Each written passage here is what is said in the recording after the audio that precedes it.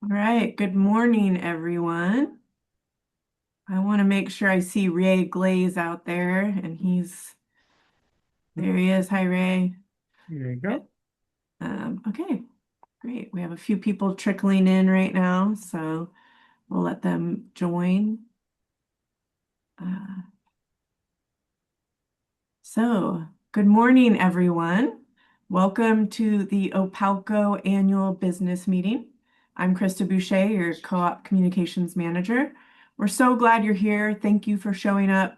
You're all superstar co-op members, and I'm guessing you all also voted in the election, which means you're entered into our raffle to win some really cool electric lawn tools. We'll announce those winners early next week. So let me tell you how this meeting is going to go today. We'll go through our business aspect of the annual meeting per our USDA RUS guidelines and meeting bylaw requirements. And tomorrow we're hosting the annual member festival in person at the Lopez Center for Community and Arts. This family fun member appreciation event will rotate between the three big islands each year. So let's go over some Zoom rules. Please keep yourself muted. If you want to make a comment during the meeting, make a comment in the chat or raise your hand, and we will unmute you during the member comment period. We know everyone can get excited to share info, but please keep the chat to just letting us know that you want to comment because it can be really distracting for everybody uh, if you're chatting a lot during the meeting. So tomorrow at our member festival, you'll have more opportunities to chat with the staff or leadership and dive deeper on any of the issues at Opalco right now. If you can't attend tomorrow, send your questions to communications@opalco.com and we'll get them answered. Our annual report is available online. You'll find it in our document library at opalco.com, or you may have read it in the May issue of the Rural Light magazine. So our agenda is waiver of the reading of the notice of the meeting and last year's minutes and approval of the 2025 annual meeting minutes. Then we'll get the elections results from Ray Glaze, who's on our Elections and Governance Committee. And then we'll have a State of the Co-op address with Foster Hildreth, our General Manager, and Vince DeCunis, his final state as Opalco Board President. And then we'll have our member comment period. All right, I'll turn it over to you, Vince. Great. Krista, thank you very much and welcome everybody. I'd like to call the 89th annual meeting of the Orcas Power and Light Cooperative to order. Following the meeting order and our bylaws, we'll do a roll call by way of introductions. So I'm Vince DeCunis from District 1, San Juan, and currently president of the Apalco Board of Directors for probably another 30 minutes. Dr. Jerry Whitfield from District 4, Shaw Island, is our vice president. Brian Silverstein from District 3 in Lopez. Mark Madsen, District 1, San Juan Island. Chuck Onowuneme from District 2, Orcas Island. Wendy Heister from District 2, Orcas Island. Joel Paisner is appointed by the board as our parliamentarian for today's meeting, and Foster Hildreth, our general manager. In keeping with USD, RUS, and bylaw requirements, I'd request from the board a couple of motions to waive the reading of the notice of meeting and waive the reading of the 2025 annual meeting minutes. So first, a motion to waive both the reading of the notice and reading of the minutes. So moved. So moved. I think Mark was on that, and I believe Jerry was second. All in favor? Aye. Aye. Any opposed or abstentions? And that motion carries. Second, a motion to approve the 2025 annual meeting minutes. So moved. Brian first. Second. Mark is second. All in favor? Aye. Any opposed or abstentions? Hearing none, that passes.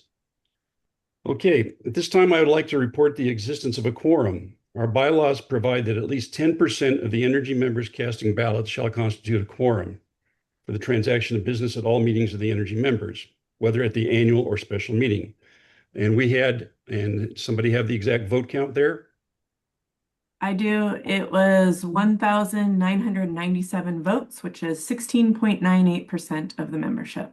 Which is very good. And just as a way of comment on that, the average vote of electric cooperatives across the United States is 10 to 11%. So very well done, everybody, for outdoing that. So we have met our quorum, and I thank you for voting. Krista, would you like me to remind the drawing again? Yeah, 12 lucky voters are going to receive electric life prizes. So you'll get electric lawn tools or gift certificates. So we'll call you, and it's just our way of saying thank you for voting and being an engaged co-op member. We also have prizes tomorrow on Lopez. So if you want to take your chances, increase your chances, come tomorrow. Very good. Thanks, Krista. Okay, now for what you've been waiting for, our election results. EGC member Ray Glaze will present the results. But Good first, let morning. me introduce the volunteer members of our Elections and Governments Committee who were appointed by the board to cultivate and nominate excellent board candidates. We're very grateful for their dedicated and volunteer service. So Bill Appel from San Juan Island, Rick Christmas, Orcas Island, Deb Exton, Orcas Island, Ray Glaze, Shaw Island, Rick Fant, Orcas Island, and Bill Severson from San Juan Island. It's a valuable service that you put into it, and we thank you very much. Ray, I'd like to introduce you and let you take it away. Thank you very much, Vince. One of the benefits of membership in an electrical cooperative is that we have a voice in the direction, policies, and operations of the utility. That voice is both a privilege and a responsibility. Your participation at this meeting, your vote in the recent election, and for some, stepping forward as a candidate for the board, are powerful examples of the strengths we have as members. On behalf of the Elections and Governance Committee, I would like to thank you all for your contributions. The EGC is constituted in the bylaws as an independent advisory board to the Board of Directors. Composed of members from across the service territory, our election-related roles are threefold. First, to find and encourage good candidates to run for the Board of Directors. Then to interview those candidates and submit a slate to the General Counsel. And finally, to announce the election results. We have some openings on the EGC, and if you would like to be a part of this important process, please contact Beth Stanford, who is our OPALCO staff liaison. And now I would like to introduce and thank this year's candidates. For District 1, which is San Juan, Pearl, Henry, Brown, and Spiden Islands, Laura Daravensky, Drew Gislason, Richard Goodhart, and Adrian Kilpatrick. For District 2, which is Orcas, Armitage, Blakely, Obstruction, Big Double, Little Double, and Fawn Islands, Shooks Owanume, Connor Anderson, Rick Fant, Michael Reddy, and Laura Stern. And the election results are, for District 1, the director is Laura Daravensky with 764 votes. And for District 2, the director is Laura Stern with 701 votes. Congratulations and thank you to all of the candidates and the voters. Ray, thank you very much, and congratulations to our new elected directors. Okay, at this time, I am now a private citizen, officially off the board. With your indulgence, make a few parting comments here before I introduce Foster Hildreth. This is not like we got Marine One helicopter waiting outside to whisk the president away. So give a few statements. With the announcement of the election results, my term on the board is officially at an end. I was first elected in 2011. I've had the privilege to serve this community for the past 15 years, including 10 years on the board. I'm grateful to the dedicated people of OPALCO and my fellow board members who do the hard work of keeping this cooperative running every day. Over these years, I've had an in-depth view of what it takes to provide reliable electric power here in San Juan County. And the simple truth is it is not as easy or as assured as people might assume. I'd like to give a brief state of the grid transition that's occurring in Washington State that has been evolving since 2018. Our electrical system we all depend on is entering a much more complicated and difficult period than we faced in the past. Washington State has adopted very aggressive energy laws. First came Initiative 937, then the Clean Energy Transformation Act, and then the Climate Commitment Act. This all started between 1997 and 2020. Together, these laws require utilities to move away from fossil fuels, meet greenhouse gas limits, and eventually reach a 100% clean electricity. At the beginning of the text of the Comprehensive Energy Transformation Act law, there's a statement of findings. It asserts that Washington can simultaneously decarbonize, protect reliability, avoid unreasonable costs, create jobs, preserve hydropower value, and broaden benefits.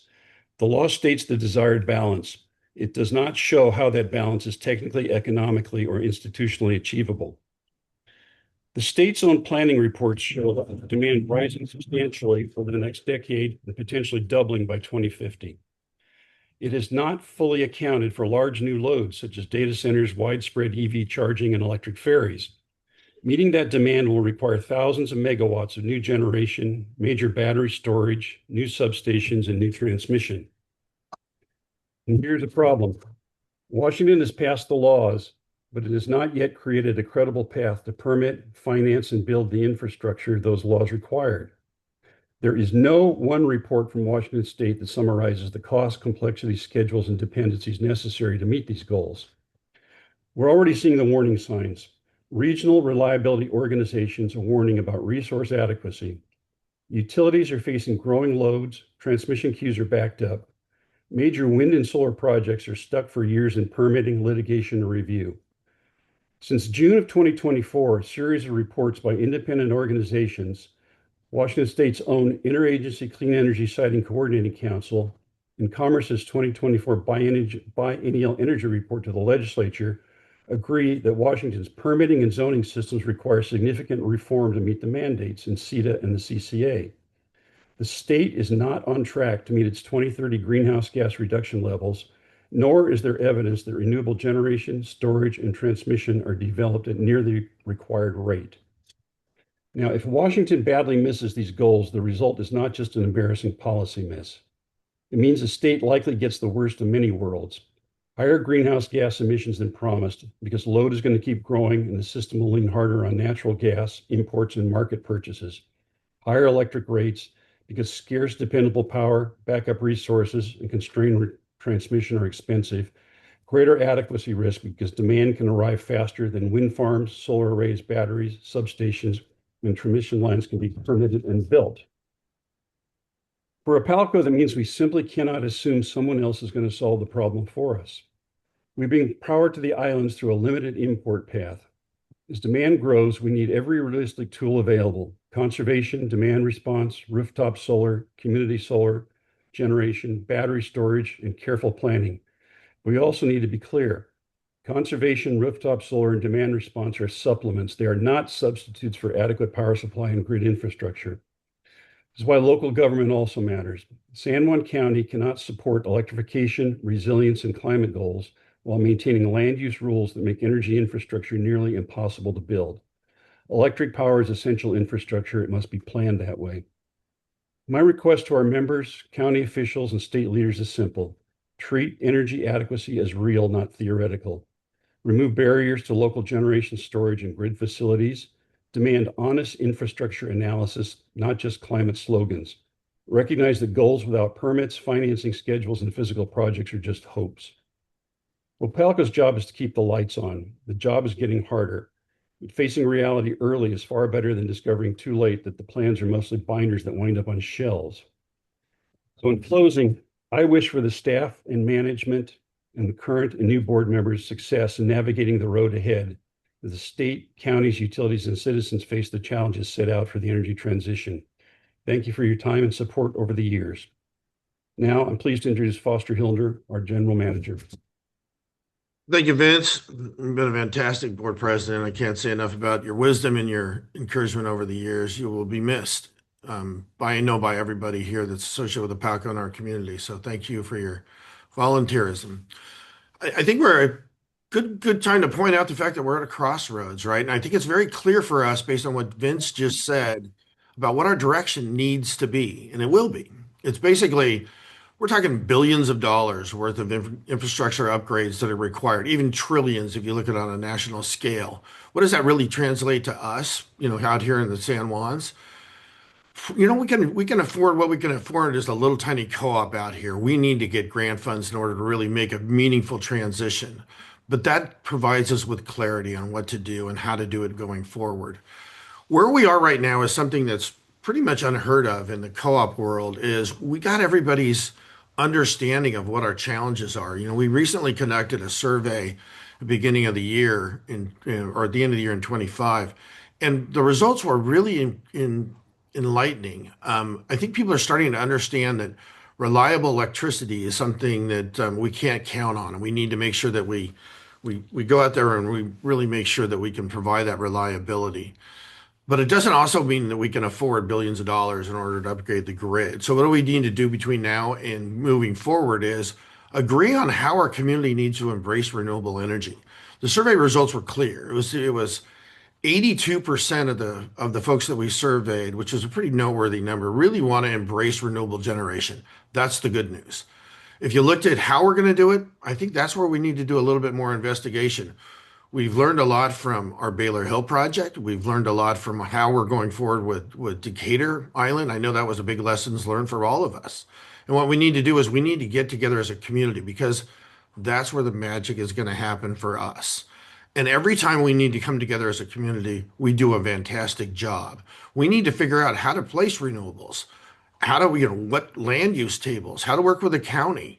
And I think those are going to be essential for us to navigate what we need to in order to keep reliability in the future. The expectation is pretty clear. The government is going to have to change their ways and allow us and provide funding for us to make this transition. And as they do, what we need to do is be prepared to scale that transition. Make sure that we can get our community on the same page on where do we want to place the renewable generation, to what scale, how much do we incorporate energy efficiency, and like we've been doing over the years, we have tremendous amount of conservation dollars, solar dollars that have been in rooftop, and we need to really keep going full steam ahead on those topics. But as we wait for that transition to happen through the federal government's funding sources, we really need to get a good understanding of where we're going to go forward with. Let me paint you a picture. We need to update our land use tables. Those land use tables that we have right now are based on the old antiquated, I think a lot of people have heard this, the old antiquated generation facilities that we have at OPALCO. Big giant diesel generators with fuel tanks make a lot of noise. Those are things that are the past, except for the San Juan County land use tables that allow renewable generation. They're kind of stuck on the past. And what we need to do is really upgrade those permitting guidelines so we have clarity on how to scale when the time comes. But that's good because now we can work together as a community. And what you're going to see in the near future is getting a good think tank together through all of our membership and working with the county because they're going to be essential for us. I think you've heard me say before, every time the county issues a new building permit, which is somewhere in the 150 to 200 building permits a year, we need to be able to provide the energy. And we're at a crossroads, as Vince just said, that we may not have it. So working together and where the county is essential for us to go forward. In addition to that, people have asked some good questions about what happens with Baylor Hill. Baylor Hill is going to be an exciting project. I think what we've learned well in trying to roll out our transition to renewable energy is we need to make sure that everybody understands the urgency, the need, and how we can actually embrace this in our community that we care about, that's environmentally sensitive, that we're planning for, and it's based on foundational documentation and your load growth projections that are, based on reality of what we see based on building permits and what we see on our meter counts and so forth.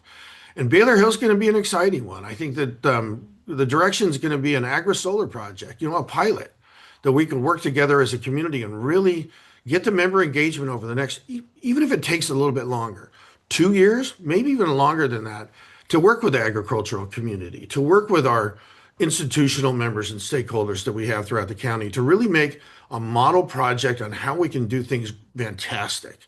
And I think that's going to be the exciting part of working with the 2 new board members that we have and how our community really has to come together. So when those dollars become available, unfortunately, we need to get out in front of the land use tables and make sure that we can permit the projects.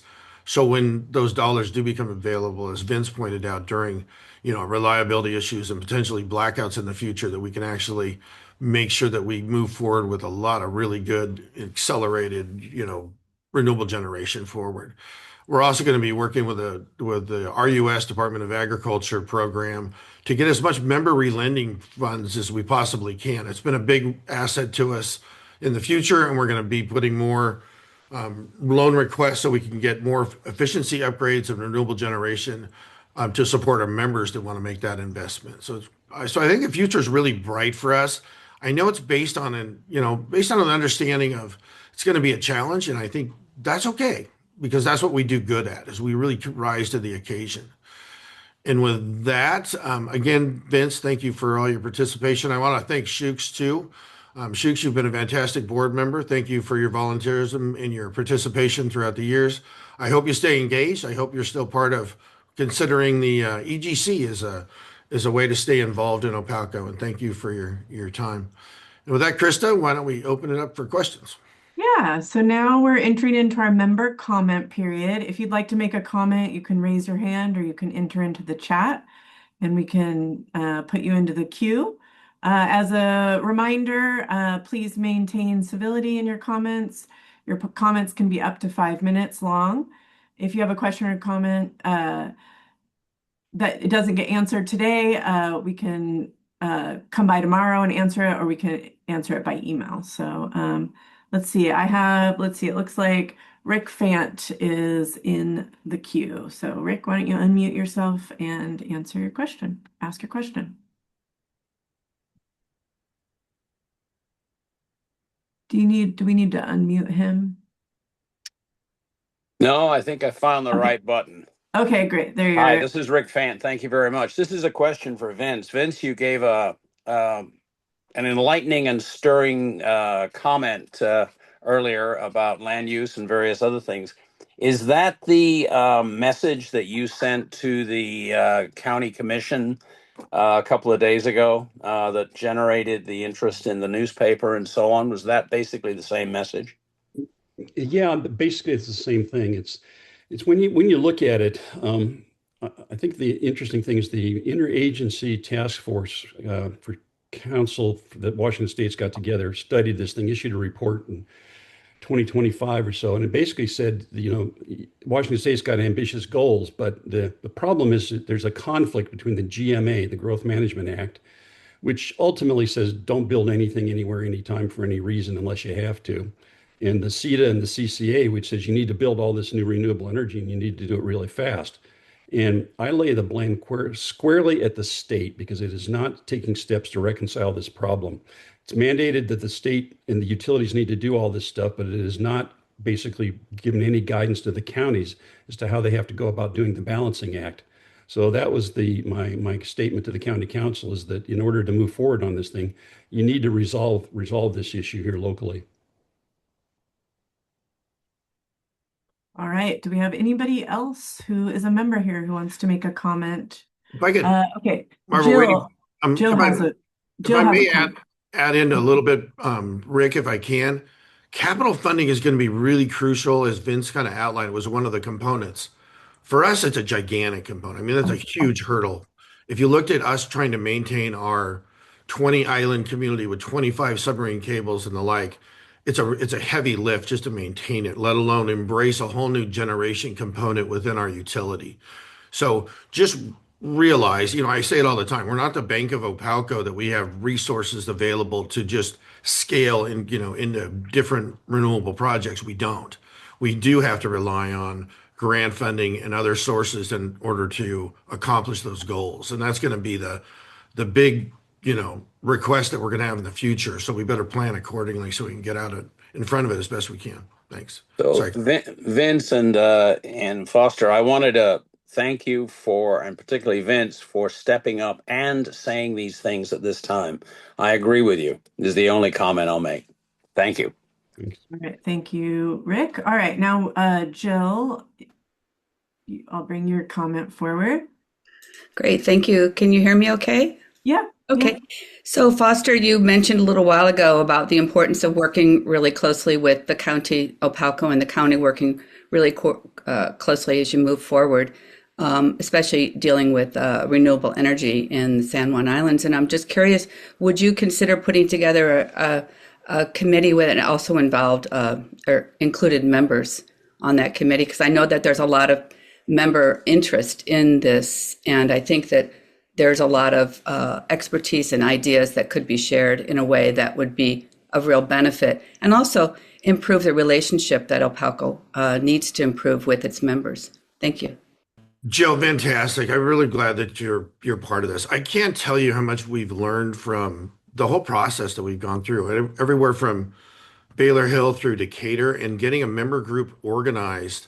For the longest time, we raise up the topics and we get crickets back. And we need to all get together as a community and really figure out how to embrace these. So a member community, a member group that really helps guide the situation in the future is going to be essential for us. I mean, we don't want anything negative to happen to our environment. We all care about it environmentally, aesthetically, and so forth. And I think now we're at a stage that we're able to get people that are the smartest, the best and the brightest and members and so forth. That's the reason that you look around our co-op board, and I think we're the envy of the co-op industry because of all the community involvement and benefit we get from the smartest people. And we'd be misguided if we didn't reach out to the membership along the way. And thanks for the Decatur stuff. I know that, it's been a big issue for us going forward, and we always want to do the right thing.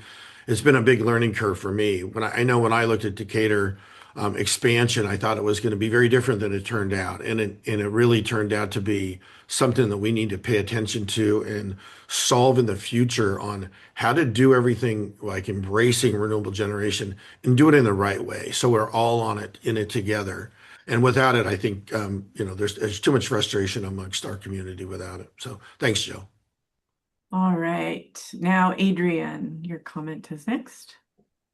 Hey guys, thanks for the opportunity for running. Unfortunately, I didn't win, but congratulations to Laura and Laura. I hope you guys go on to do great things and work with the community to get more electricity on the grid. So yeah, my comments just, I guess, involve in kind of what I was hoping to bring to the OPALCO board and ultimately hope that these ideas can spread on into the future with you guys. But yeah, I think our relationship with the county, with our shareholders, is pretty fraught nowadays. And I think the biggest concern for you guys is to actually gain better relationships with your stakeholders and the community so that we can accomplish these projects that we want to do in the future. And so far, looking at community comments and stuff, it really seems like the community is into renewable energies, is into solar panel. It's just a big part of where to place them. I think in placing solar panels, partnerships are going to be the biggest aspect of what we need to do rolling out into the future. These partnerships could include partnerships with the schools who have tons of rooftop space, land, etc. Partnerships with affordable housing nonprofits who are developing homes that potentially have rooftop space to put solar. And I know in the past there is a concern that price efficiency for doing rooftop solar isn't as great as obviously doing a cleared plot per se out off Douglas. But at the end of the day, this is what the community is asking for. And I think it would be smart to start looking into more rooftop solar projects in general, especially partnerships that doesn't put the entire load on OPALCO, but could be a split, process of, hey, I scratch your back, you scratch my back. We can create renewable energies. We can subsidize whoever, whether it's the people in the affordable houses or the community as a whole, and look into plans like this going into the future that really help bring together people, help bring together nonprofits, help bring together the county government, and obviously the stakeholders. I would also like for you guys to start looking into other ideas in terms of how we're storing this energy. For instance, battery storage. In Virginia, there's an energy company called Blue Ridge Power Agency. They are currently working on a project to build five megawatt batteries for community development. With these, they hope to bring $100 million of savings over a 20-year lifespan of the batteries. And basically, the idea is they buy power when it is very cheap and then offset that the power that's being used when the electricity is very expensive. And I know the upfront costs for those are probably high, but if we present it in a way that we can bring savings to the community, we might have a better shot of funding something like this. So I think that's my 10 cents worth is look into your partnerships that currently exist, look into what your shareholders actually want from you, and start, thinking with that in mind. Start thinking with doing things in unison, not doing everything by yourself. Yeah, I'm sad I can't sit on the board, but there's a chance I will run again. So congratulations to the winners and best of luck going into the future. Thank you, Adrian. All right, our next comment is Michael Reedy. Yes, I just wanted to echo Adrian's comment that congratulations to Laura Stern and Laura Darevensky. I've had a chance to listen to a lot of your visions, and I'm really excited about what you're going to do for the board and how you can help move us forward, especially after the incident that occurred just a couple of weeks ago when an auto accident on the mainland somehow took out the entire island power. That tells us how vulnerable we really are. And so the changes that Vince and Foster have been talking about, to me, just became so clear that day that we need to really treat things differently in the future. And I think the two of you have some great ideas for moving us forward, and I can't wait to hear what you come up with. So thanks so much. I appreciate it. Thank you so much, Michael. All right, is there anyone else that wants to make a comment? I see, Philip, you made a comment, but it doesn't look like you want to make one. Is there other members at this time?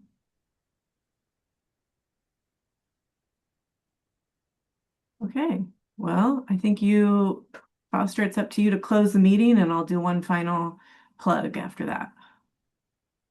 Well, congratulations. Now it's Team Laura is kind of in order for us. So well done, you guys. Really, thanks for your volunteerism. It's going to be a good wild ride, and I think it'll be a lot of really, I think, fun along with some challenges that we're going to be faced. But I know that you're going to be joining a fantastic board, and you're going to add some good flavor to it, and it's going to be fun. We have some really good opportunities for training within the co-op industry, and we'll keep you up to date on what those opportunities are going forward. The first order of business is going to be kind of meeting with Joel, our parliamentarian today, and kind of outline some stuff, and we'll be in contact soon. And with that, Krista, why don't I hand it off to you and talk about the celebration tomorrow? Yeah, so I think you have to say that the 89th meeting is closed, but I don't know if that's official. I But guess yeah, with Vince now departing and he's not officially a board member, I would say that our annual meeting is now closed. Thank you, Krista. all right. Well, thanks everyone for participating today. We hope some of you will come over to Lopez for the annual member festival. We know it's a little bit of a logistic challenge for those of you who don't live on Lopez, but we rotate the three islands to do this festival. So this year, Lopez's turn. So we're going to have a barbecue. We have a new bouncy house for the kids. We've got some electric vehicles that are going to be over there. All of our line crew will be there with bucket trucks and doing safety boards, and the board will be there. So come over. You can win some prizes. You get lots of swag, and it starts at 3 p.m. So come to the Lopez Center for the Community Arts, and thank you for attending today. We really appreciate you all. All right. Thank you, everyone. Thank you. Thank you.